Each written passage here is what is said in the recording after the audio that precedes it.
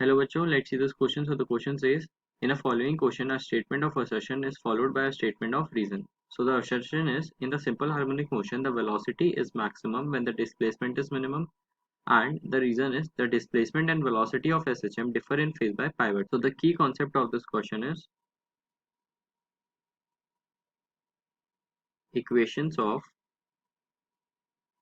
Simple harmonic motion. हमारी जो displacement की इक्वेशन होती है x is equal to a sin omega टी. जो हमारी वेलोसिटी की इक्वेशन हो जाएगी वो होती है a omega cos omega T.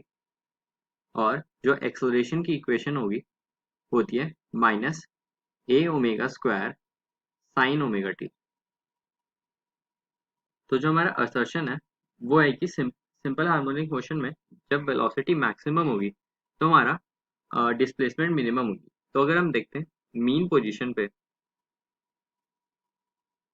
Position पे जो हमारा डिस्प्लेसमेंट होता है वो ऑफ कोर्स जीरो होता है. और मीन पोजीशन पे जो हमारी वेलोसिटी होती है उसका जो फॉर्मूला होता है वो होता है ए ओमेगा सॉरी उसका जो फॉर्मूला होता है omega A square minus x square.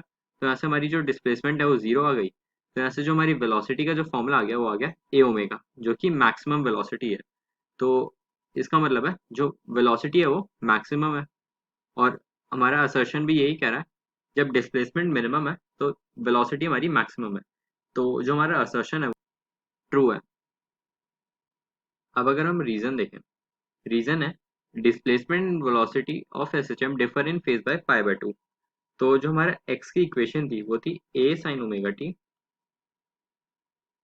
और जो वेलोसिटी की इक्वेशन थी वो थी a omega cos omega t. तो जैसा कि हमें पता है हम कॉस ओमेगा टी को sine omega t plus pi by 2 लिख सकते हैं. ऐसा हम लिख सकते हैं cos omega t is equal to sine omega t plus pi by 2. तो यहाँ से अगर हम इस कॉस ओमेगा टी की जगह ये वाली वैल्यू पुट कर दें sign omega t plus pi by 2, तो इससे एक्स और वी के बीच में डिस्प्लेसमेंट और वेलोसिटी के बीच में जो फेज डिफरेंस होगा वो पाई बाय 2 के बराबर आ जाएगा. तो रीजन में हमें ये गिवन है displacement and velocity of A system differ in phase by pi by 2. तो जो हमारा रीजन है वो भी ट्रू हो जाएगा.